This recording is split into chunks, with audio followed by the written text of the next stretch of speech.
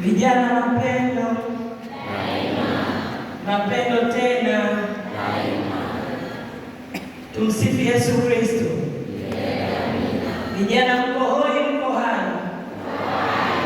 Mko hai kweli?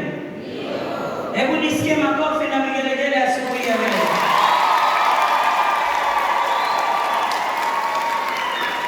Kweli mko hai.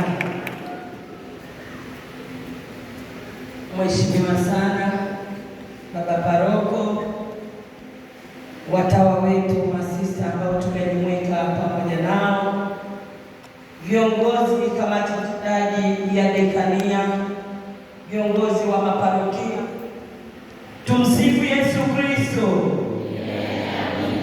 Tumsifu Yesu Kristo. Vijana mapendo daima.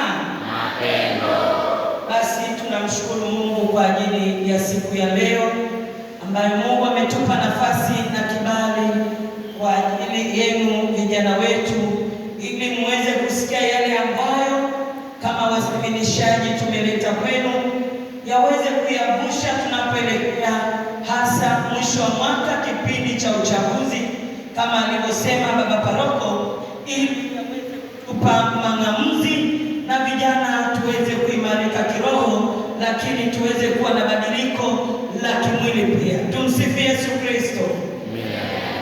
Kwa majina naitwa Mama Margaret Yasenga Mkandawile, ni mama wa watoto watatu, lakini pia namshukuru Mungu, natokea parokia Mtakatifu Maria Magdalena Kimara Mtoni.